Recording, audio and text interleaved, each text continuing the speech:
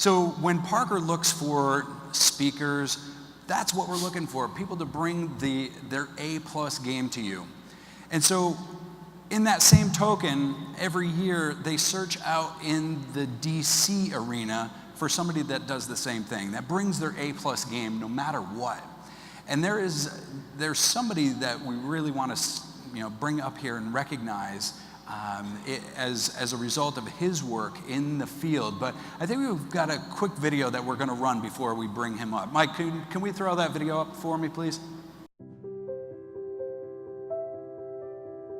I got into the profession by accident, like some people do. I didn't really understand and know anything about chiropractic at the time, but I knew that I wanted to go that route. It wasn't until I actually went to Parker seminars, and when I left there at that time, I just knew that I was destined to be a chiropractor. First time I attended a Parker seminar was in school.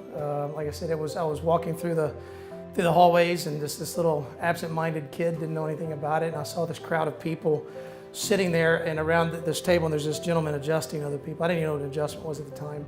So I laid on the table and had him adjust me, and of course I was just amazed at what had happened, and then I walked straight from his table into a room with Jim Sigafus and heard him speak. There's no doubt that changed the course of my career. It really initiated me to, wow, this is what I'm going to do for the rest of my life. As I got further into practice, I realized there are two things that we wanted to do. One is, I knew that we represented chiropractic very well. I'm very passionate about this profession, but we also recognized that associates in our profession didn't always have the best opportunities. And so I knew that if I could duplicate what we had at that time to represent chiropractic the right way, and then still at the same time give financial opportunities and just give our future doctors chances to really grow and thrive. I'm very passionate about the progression of this profession. Parker, I believe, creates a medium for me to be able to give back to the profession. The foundation, the future of it will obviously be the students. Parker does such a wonderful job with principles in practice, the philosophy, giving the students a fantastic education. I take time, I go speak at different universities for them for the recruitment process. I donate when I can donate to the school for various things. It's given me an avenue to be able to give back to the profession, and I can't think of a better place to give back. I do believe the patients are looking for something a little bit different today. They're looking for a facility that has a nice presentation, it feels good. We spend a lot of time in innovation too. I mean, there's so many wonderful things that we have now to help our patients progress and help them get better that should be used. The third thing with us, hands down, is the relationships. Our facility should be that place that people go when they want to get away from the rest of the world. I wouldn't be who I am today if Parker wasn't there. From business principles, from chiropractic philosophy and the different types of treatments we have available to us, to even hanging out with successful chiropractors. We have so many wonderful and good people behind us now that it almost creates an energy in and of itself to push us forward. When you really love what you do, when you're doing what you're called to do, I mean, that's what wakes you up every day.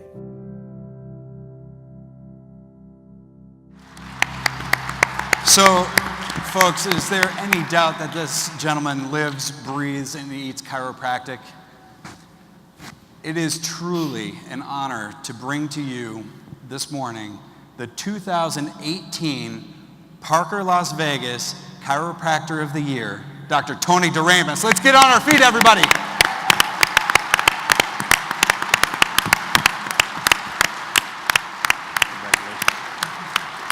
Thank you.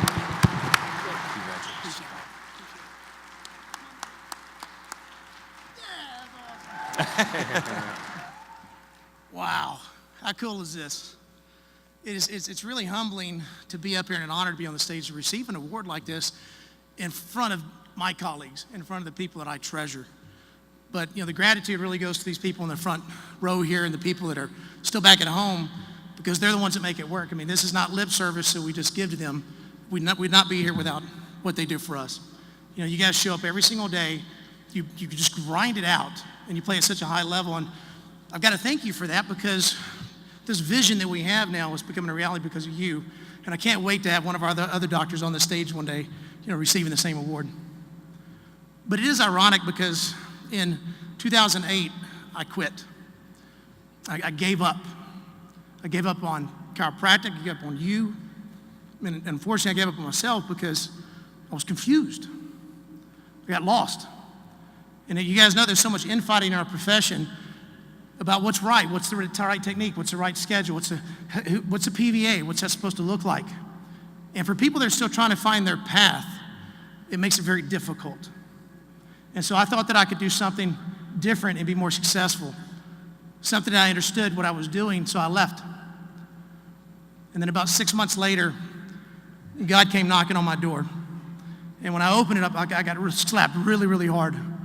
And it knocked me into reality to say, I know that I was born to be a chiropractor. This is what I meant to do. This is what my calling is. And when you get to that point, you really understand, and things change for you too. So then over the next few months, what I did is I sat back and I reevaluated who I was as a chiropractor. What did it mean to me to be a chiropractor? And I can stand on the stage today and I can tell you that in less than 9 years, we are now on the verge of becoming one of the largest chiropractic companies in the country now. All because I got clear. That's my money shot for you. But I would be remiss if I didn't stand up here and share just a couple of things with you that I think that made a difference with me. Now, there's thousands of things we do every day that are contributing to your success. But I can tell you a few things that really stood out. And one was understanding what true leadership is. And true leadership is about empowering those people around you.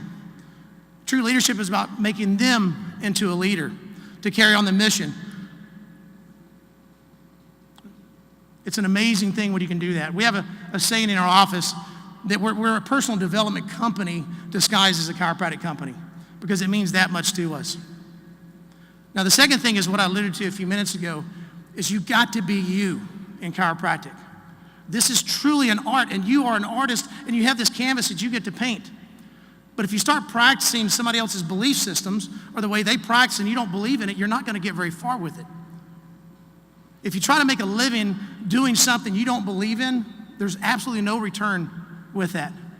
You got to create it. You got to do it. And I don't care what you do, as long as you represent chiropractic the right way and you do it with integrity. That's all I care about. Just be you. Now, the third thing, and people that know me, this is very dear to me, is this thing called discipline. And I know a lot of people will say they have discipline in their life, but the reality is not many people have it in those right areas. They just don't have it. So I want to tell you a story, and the purpose of the story is really twofold today. One is for you guys that lack discipline in your life in those areas, I want this story to make you feel like a turd. Okay? Because it's about a 13-year-old boy. And that's the second purpose. That 13-year-old boy is my son. And he did something just recently. It was just fascinating, amazing to witness as a father. And we were at Parker, Dallas, a while back in Rich Froning, who we know who Rich Froning is. It was taking questions. My son stood up in the audience and he asked Rich Froning, he said, I do jujitsu. We're a jujitsu family. Because I do jujitsu and I want to become a world champion. Do you have any tips for me? And of course, Rich Froning, in his wisdom, being a father, he says, number one, listen to your father. He said, number two, he goes, work really, really, really hard. And then 3 weeks ago, Caden actually answered that question on his own at one of the largest tournaments of jiu-jitsu in the world. We have people from Ukraine, Brazil, and Russia come to this tournament, and Caden said, I'm going to compete. Not only am I going to compete, but I'm going to win. I'm winning gold. And if you've ever experienced this yourself, you've experienced some other person, when they get in this zone and there's so much confidence that they're going to win. He believed he was going to win gold. And so then he started training for it as well. This is a 13-year-old kid. So he started training for this for 3 months, 3 hours a day of jiu-jitsu. His schedule is he would get up in the morning, go to school, go train jiu-jitsu for 3 hours, come home, do his homework, take a shower, go to bed, and then repeat and repeat and repeat. That's discipline. Absolute discipline. But unfortunately, the day before we were about to leave for California, Caden fell sick. So we had him in bed that night on Friday.